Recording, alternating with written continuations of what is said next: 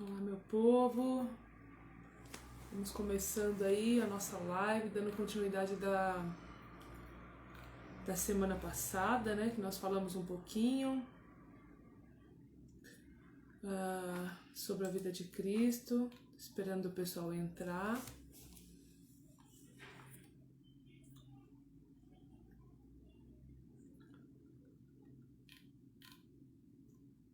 Esperar a galera entrando aí, vai entrando, já vai me falando aí como é que tá o áudio, como é que tá aí a,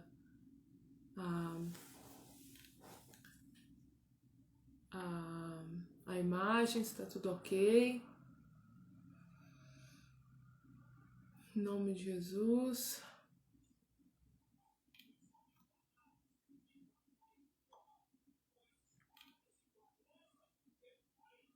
A gente já vai começar a nossa live, estamos falando um pouquinho, na verdade estamos dando continuidade, né, da live da semana passada. Nós estamos falando sobre Jesus, sobre a sua missão na Terra, tanto na primeira como na segunda vinda, uma explicação sobre aquilo que Deus ele quer que nós saibamos, né, e a gente vai dar continuidade hoje nesse assunto, porque semana passada a gente não conseguiu concluir, né, era tanta coisa para falar, que eu não quis estender muito, é o máximo uma hora aí, né? Até por questão de assimilação, passando de uma hora a gente já não assimila mais muita coisa. Então, nós vamos dar continuidade aí hoje na nossa live. Pessoal que for chegando, sejam bem-vindos. Margarete, Dani, Deus abençoe vocês, sejam bem-vindas. Leide, isso aí, galera, vai ser chegando, a gente já vai começar. Manda aí pra galera, pega esse aviãozinho que tá aí do lado, manda pra todo mundo, né? Aqui nós estamos prestando um serviço à questão do evangelho. Nós estamos tentando ensinar para as pessoas quem é o Cristo, né? Quem é Jesus. As pessoas vão para a igreja, mas elas não sabem quem é Jesus. Elas estão na igreja, elas fazem atividades dentro da igreja, elas até pregam dentro da igreja, elas até falam de Jesus na igreja, mas elas não conhecem esse Jesus que elas falam. Então, a intenção nossa aqui é uma única só, falar realmente quem é Cristo, né? É a sua missão para que as pessoas entendam, né? Quem é o Cristo, quem é a pessoa de Jesus. Então, se você puder e achar que é relevante esse assunto, pega esse aviãozinho aí, começa a compartilhar com as pessoas aí que você conhece, que você precisa evangelizar talvez, né? Às vezes uma pessoa ela não vai se convertendo na igreja, às vezes ela vai se converter ouvindo uma live, vendo uma ministração, às vezes lendo um livro, né? Falando sobre Jesus. Então compartilha aí com a galera, a gente já vai começar. Falem pra mim se o áudio tá ok, a imagem tá ok, aqui pra mim parece que tá tudo certo. Se vocês puderem me dar um ok aí com a questão do áudio, só pra eu saber se tá funcionando tudo certinho. Uma pessoa ela não vai se convertendo na igreja, às vezes ela vai se converter. Deixa eu só arrumar aqui uma coisinha.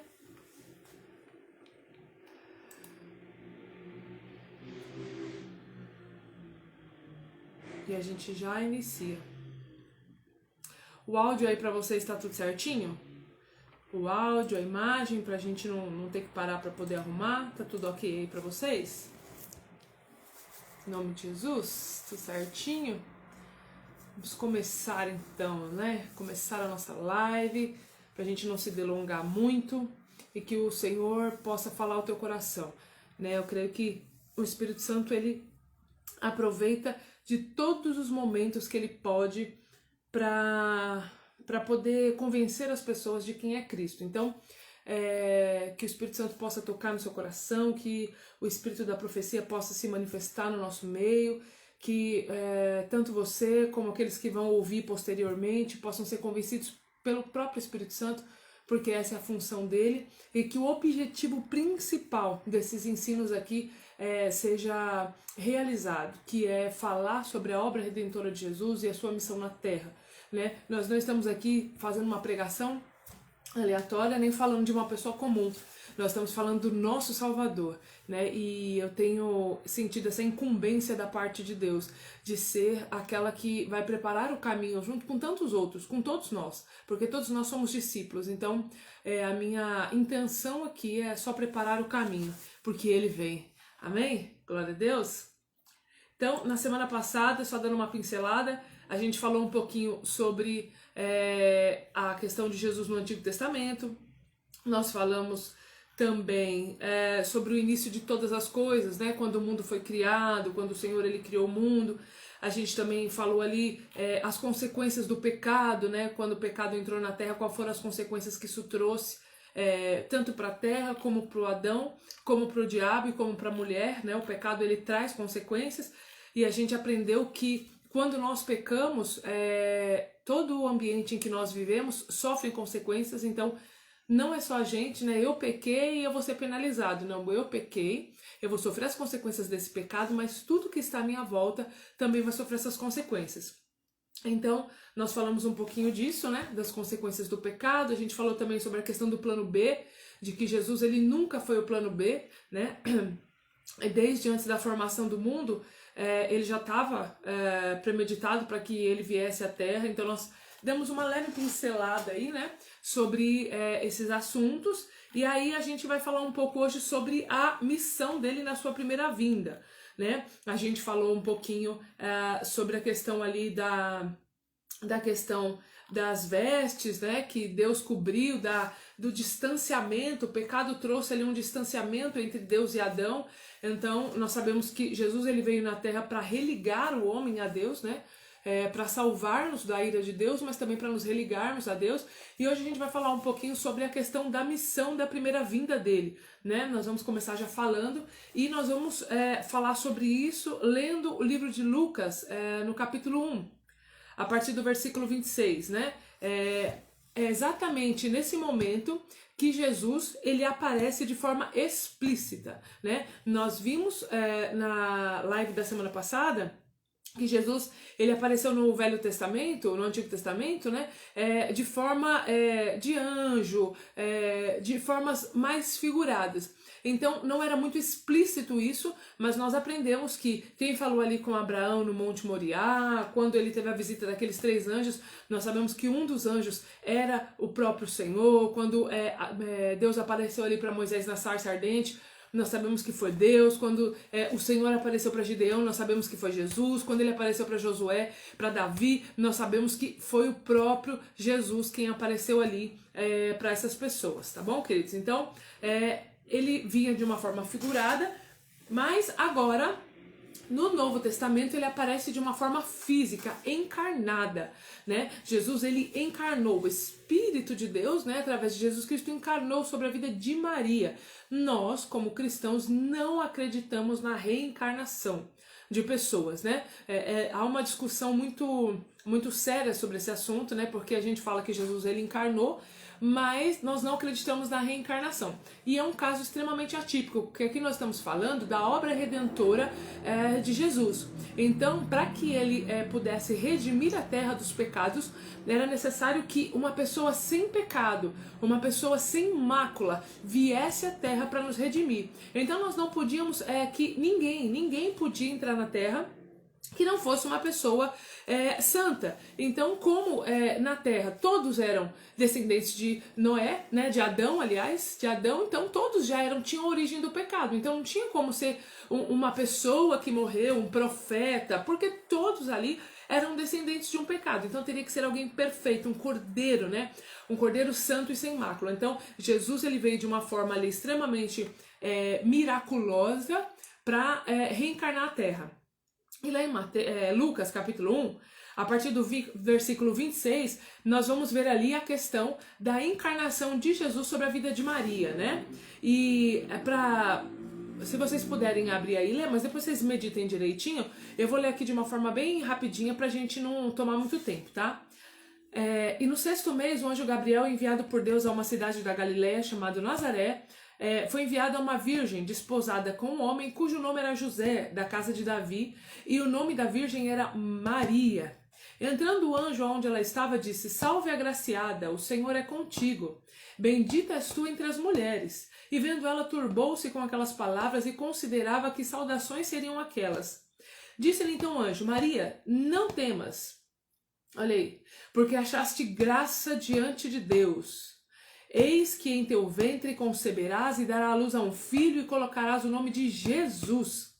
Este será grande e será chamado Filho do Altíssimo, e o Senhor lhe será, e o Senhor Deus lhe dará o trono de Davi seu pai, e reinará eternamente na casa de Jacó, e o seu reino não terá fim. Aqui Deus já revela, né, o anjo já revela sobre Jesus, sobre a obra dele e sobre o reino milenar dele para Maria. Olha isso. E olha aí o final. E respondendo o anjo disse-lhe: Descerá sobre ti o Espírito Santo, e a virtude do Altíssimo te cobrirá com a sua sombra. Por isso também o santo que de ti há de nascer será chamado Filho de Deus. Então aqui nós vemos de forma explícita a questão do Jesus sendo encarnado na terra. Boa noite, Tami. Deus abençoe. Aleluia. Glória a Deus. Tá chegando mais gente aí.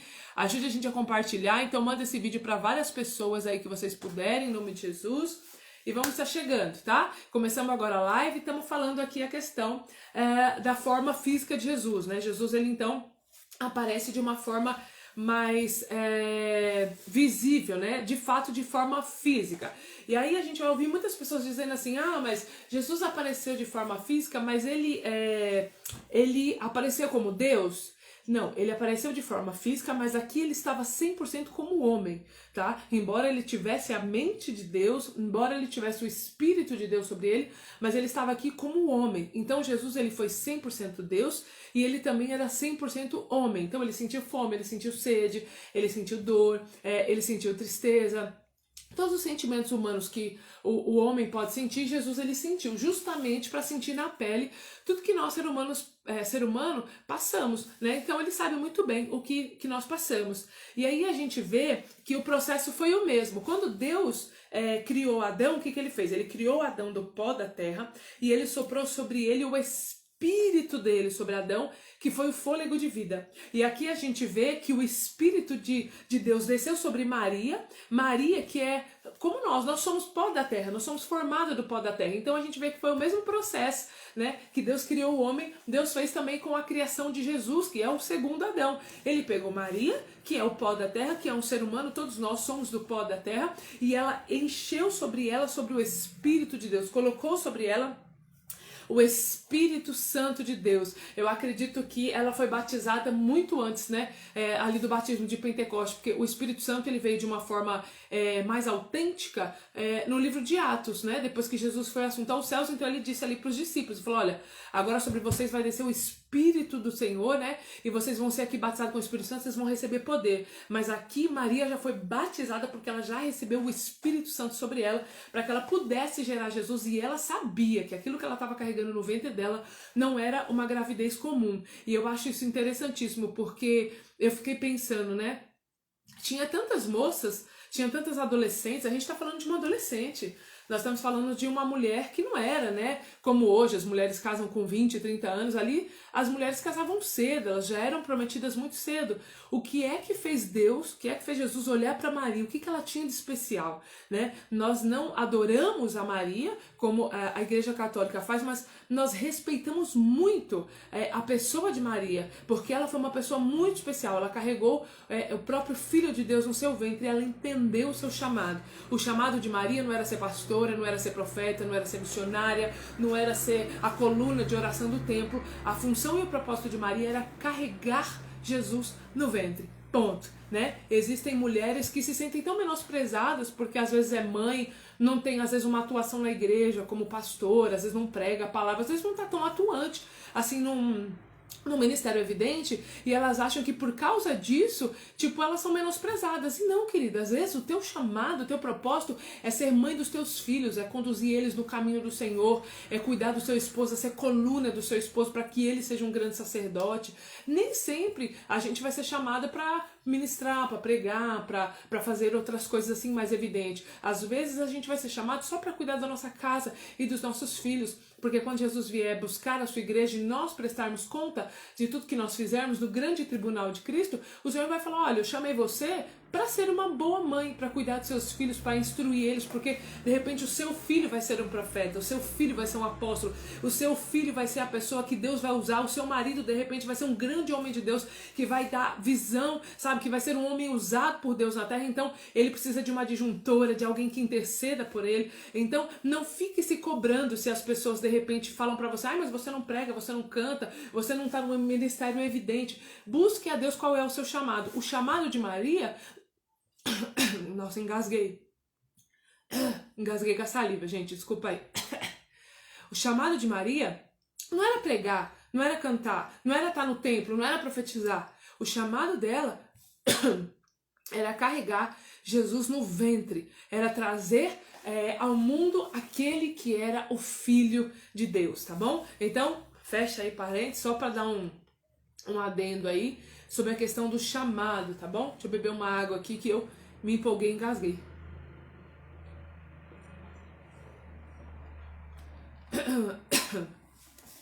Então nós vemos que o processo é o mesmo, né, com Maria. Então Jesus ele desce e aí ele aparece de uma forma mais visível. Agora sim ele vem de forma visível e de forma carnal, 100% homem, 100% Deus. Nós vamos ver que uma das missões da primeira vinda de Jesus é religar novamente a comunhão do homem com Deus, trazendo o quê? Salvação. Então, Deus ele está desde a fundação do mundo, muito antes da criação do mundo, ele foi criado. Nós entendemos que o pecado entrou no mundo e por causa que o pecado entrou, Jesus se fez necessário para tirar esse pecado do mundo, porque ele era o Cordeiro Santo sem mácula. E aí qual é a missão dele na terra? Na sua primeira vinda?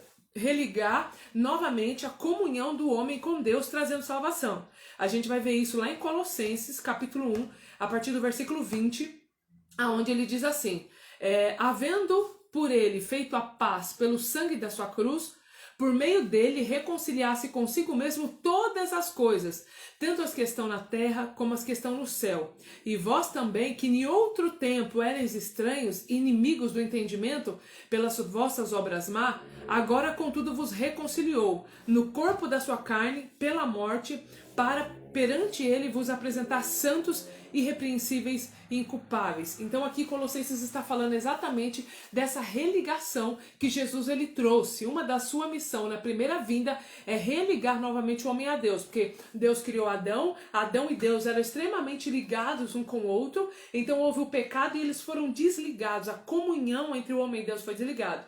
Então Deus precisa enviar o teu filho à terra para que ele volte novamente a trazer essa comunhão entre Deus e os homens. Então uma das missões da primeira vinda de Jesus é trazer esta comunhão entre Deus e os homens para trazer salvação. Uma das outras missões também de Jesus na sua primeira vinda é perdoar os nossos pecados pela sua morte. Por quê? Porque ele era um Cordeiro Santo. Quando a gente olha para o Antigo Testamento, a gente vai ver que lá havia o sacrifício de animais. A gente vai ver que quando Deus constrói o tabernáculo, ele vai falar lá para Moisés direitinho, né? Como que o tabernáculo tinha que ser construído, e ali a gente vê a maneira como o sacerdote se apresentava. Então tinha o tabernáculo, existia um sacerdote, e esse sacerdote, ele prestava um sacrifício anual pelos pecados do povo. Então ele pegava um cordeiro novo, sem mancha, ia lá, oferecia aquele cordeiro, matava aquele cordeiro, aspergia aquele sangue para redimir o pecado da população. Então, aquilo que eles faziam no Antigo Testamento, lá milhões de anos antes de Jesus, mais de 1000 anos antes de Jesus, já era o método, já era Deus mostrando para a sociedade, para o povo, qual seria o método que Deus ia usar lá na frente com o teu filho. Então, o que foi feito com Jesus foi exatamente o que era feito com o sacerdote no Antigo Testamento, na questão da remissão dos pecados. A gente vai ver isso também em Colossenses, no capítulo 2, no versículo 13. Inclusive, Colossenses é um livro maravilhoso. Se vocês puderem, leia esse livro, tá? E ele vai falar lá em Colossenses 2. Quando estávamos mortos nos pecados e na incircuncisão da vossa carne, vos vivificou juntamente com ele, perdoando de todas as ofensas. E havendo, olha isso, havendo riscado a cédula que era contra nós nas suas ordenanças, a qual de alguma maneira nos era contrária, atirou do meio de nós, cravando na cruz. Despojando principados e potestades, os expôs publicamente e deles triunfou em si mesmo. O escritor está querendo dizer aqui que Jesus, quando ele morreu na cruz do Calvário, existia uma cédula contra nós. O diabo, ele tinha uma cédula, ele tinha uma liminar, ele tinha uma autorização para nos matar, ele tinha uma autorização para agir sobre as nossas vidas. Então, quando Jesus morreu na cruz, Jesus pegou essa autorização que Adão deu para ele. Deus deu a autorização da terra e da humanidade para Adão. Adão pegou, entregou essa autoridade para o diabo. Então, Jesus veio, pegou novamente essa autoridade, tomou de volta, e aqui fala que ele rasgou tudo escrito de dívida. Era como se você tivesse numa prisão perpétua por algum crime que você cometeu e de repente o juiz chegasse para você e falava assim: olha, você agora não deve mais nada, e rasga assim, ó, toda a sentença que era contra você e te faz livre. Foi isso que Jesus fez quando ele morreu na cruz do Calvário. Ele rasgou toda a cédula contrária, ele rasgou toda a acusação que o diabo podia fazer contra nós. Ele nos livrou da morte, do inferno e da ira de Deus. Então essa é uma das maiores e melhores missões que Jesus fez na sua primeira vinda, provar para nós que nós estaríamos livres. E mais do que isso, ele despojou na cruz toda a autoridade, todo o principado, toda a potestade. Ele retirou a autoridade deles e despojou na cruz e falou: agora todo o poder e todo o domínio está sobre as minhas mãos. Agora eu tomei de novo a autoridade da terra, porque Deus me concedeu. Então, uma das coisas que Jesus também fez foi rasgar essa cédula, perdoando os nossos pecados pela sua morte. Amém? E ele também, na sua primeira vinda, nos livrou da ira e da condenação eterna. Porque, pensa bem, se nós éramos inimigos de Deus, o que estava destinado para nós era a morte eterna. Então, Jesus morrendo na cruz, rasgando essa cédula, ligando a gente novamente a Deus, agora ele está nos livrando da condenação eterna. E isso é fantástico. Lá em 1 Tessalonicenses vai dizer, esperar dos céus o seu Filho, a quem ressuscitou dentre os mortos, a saber, Jesus, que nos livrará da ira vindoura. Quando a Bíblia fala, todas as vezes que você ler a Bíblia e você vê a questão da ira vindoura, aqui está querendo falar sobre o juízo de Deus. Quando Jesus vier, ele vai trazer juízo sobre a terra.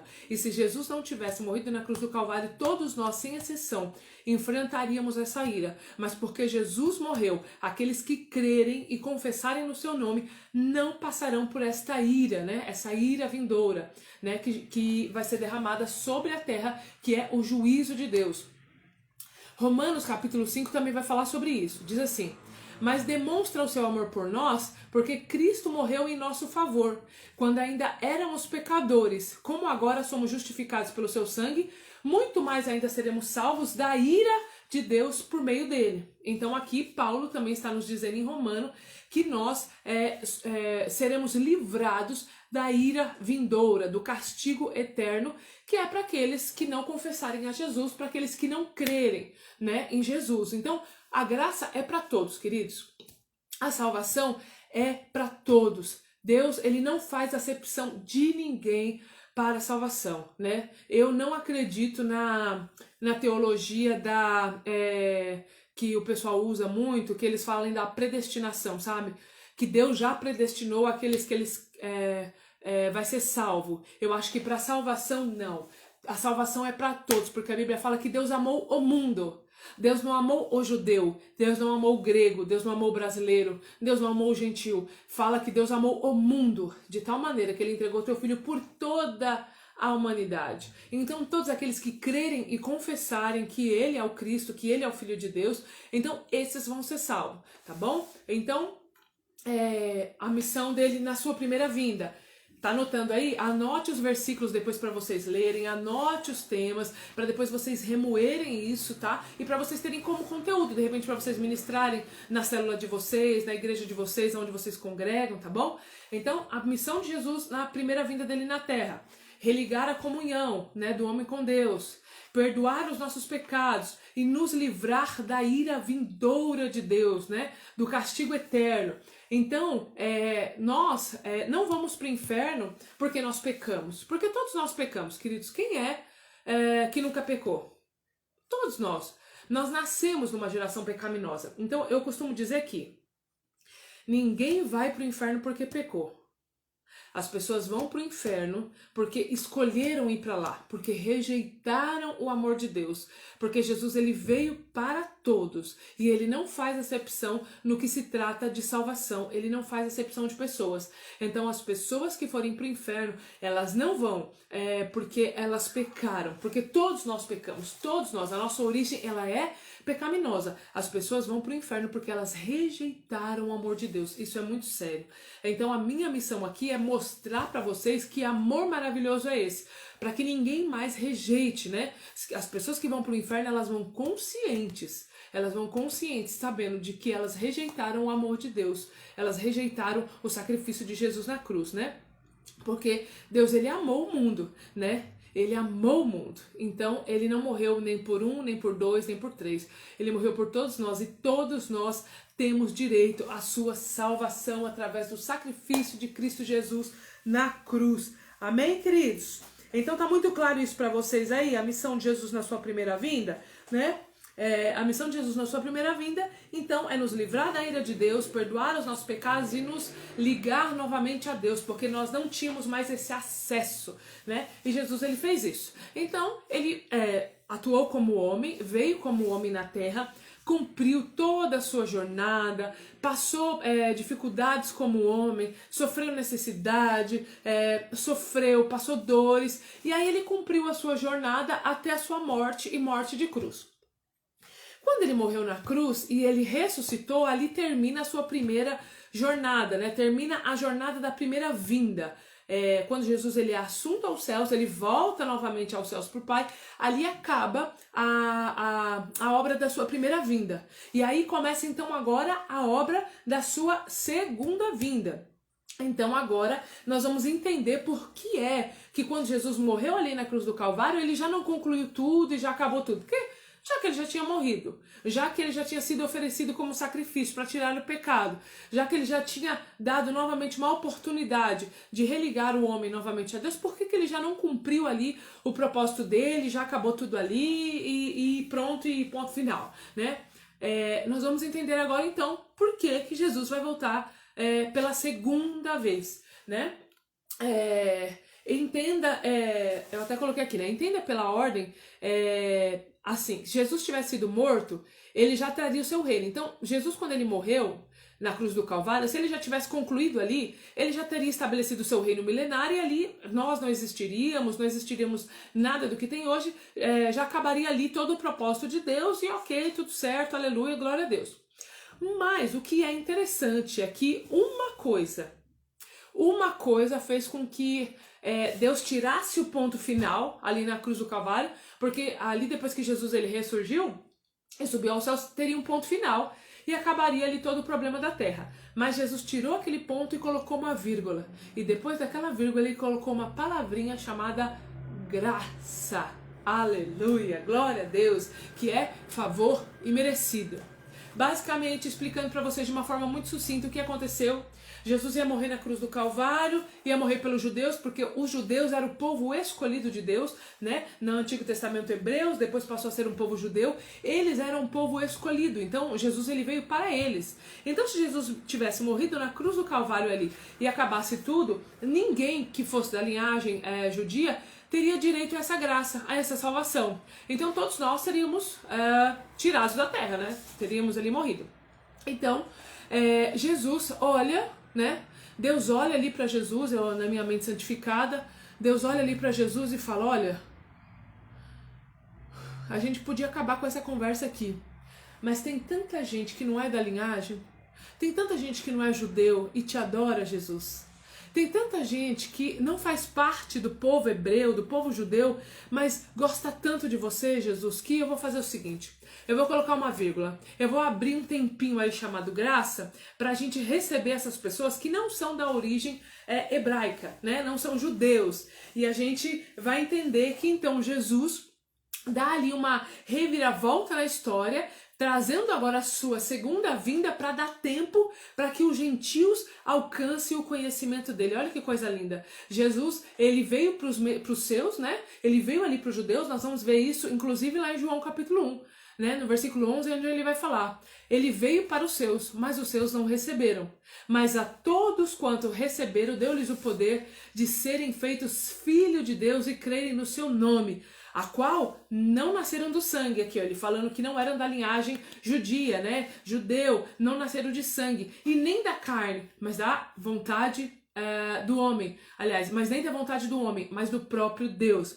Então aqui João ele fala pra gente o quê? Que Jesus ele veio para os judeus, Jesus é judeu, ele foi judeu, ele escolheu essa terra. Por quê, queridos? Eu não sei. Por que Deus escolheu Jerusalém? Por que Deus escolheu o povo judeu? Nós não sabemos disso. Mas ele escolheu o povo judeu. Só que ele veio para os seus. E os seus rejeitaram a ele. Não entenderam que ele era o Messias escolhido, o Messias adorado. Então, Deus ele abre esse espaço, ele abre essa lacuna na história para que eu e você, que somos chamados de gentios. Por que somos chamados de gentios? Porque não somos da linhagem hebraica, não somos judeu de nascença, não nascemos dentro do território de Israel, ali de toda a região de Israel, de Jerusalém. Então somos considerados como gentios. Então, para que desse tempo para que a gente alcançasse o conhecimento de Deus, o Senhor ele dá um tempinho ali e fala: Jesus, vamos mudar aqui o cenário e vamos dar tempo para que os gentios então tenham conhecimento do meu nome. Então o povo escolhido por Deus foram os judeus, mas eles não receberam o Messias, né, na sua totalidade. O que abriu a porta para que Deus aceitasse então a entrada de pessoas que não fossem da linhagem de Israel. Então, entre a primeira e a segunda vinda é justamente esse tempo que eu falei aqui, é a graça. Esse tempo entre aí agora a primeira e a segunda vinda é esse tempo chamado graça, que é o tempo que Jesus está dando para que o evangelho seja pregado por toda a terra, né? Por todo o universo, para que então as pessoas que não são da linhagem de Israel, né, não são judeus, então aceitem a Jesus. Por meio do sangue de Jesus e a graça de Deus, nós, os gentios e os judeus, vamos nos tornar agora um povo só, né? Então, antes, o povo judeu era um povo escolhido, era um povo que Deus amava, era um povo que Deus tinha escolhido para ser o seu povo. Então, porque eles rejeitaram, Deus abriu para que nós, gentios, entrássemos aí na parada. E aí o que Deus fez? Ele uniu agora. Não há mais povo judeu e povo gentil. Agora somos um só povo. Agora somos uma só igreja, alinhada com o Senhor. E nós vamos ver isso em Romanos, capítulo 3, versículo 29, que diz assim: é porventura Deus somente dos judeus? Não é também dos gentios? Também dos gentios certamente, visto que Deus é um só, que justifica pela fé a circuncisão, por meio da fé a incircuncisão. Ele também vai dizer isso em Gálatas, no versículo 3, versículo 28, onde ele vai dizer: nisto não há judeu nem grego, não há servo nem livre, não há macho nem fêmea, porque todos vós sois um em Cristo Jesus. E se sois de Cristo, então sois a descendência de Abraão e herdeiros conforme a promessa. Aleluia! Glória a Deus! Então aqui Paulo está nos dizendo que não existe mais agora um povo escolhido, no sentido de que não há nenhum outro povo. Agora nós somos um povo escolhido juntamente com o povo de Israel. Somos agora um povo só, né? E agora nós vamos entender o porquê da segunda vinda. Nós entendemos o porquê da primeira e nós vamos entender o porquê da segunda vinda.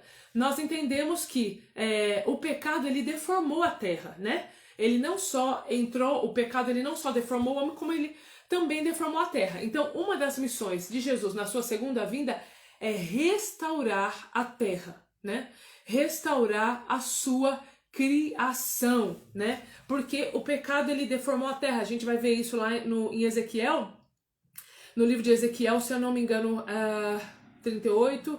Eu posso conferir depois e colocar para vocês. Vai falar lá das consequências que veio sobre a terra. Então, catástrofe, pandemias, doenças, problema no ecossistema, tudo isso foi consequência do pecado. Então, uma das missões de Jesus na sua segunda vinda, além de salvar a humanidade, é restaurar toda a terra como ela era antes. A gente vai ver isso em Apocalipse 21, quando ele fala sobre a questão do novo céus e da nova terra, né? João vai dizer, e vi um novo céu e uma nova terra, porque já o primeiro céu e a primeira terra se passaram, que é essa terra que nós estamos hoje. E o mar já não existe. E eu, João, vi a cidade, a nova cidade, a nova Jerusalém, que de Deus descia do céu, adereçada como uma esposa ataviada para o seu marido. E ouvia uma grande voz que dizia, eis aqui o tabernáculo de Deus com os homens, pois com eles habitará. E eles serão seu povo, e o mesmo Deus estará com eles, e será o seu Deus.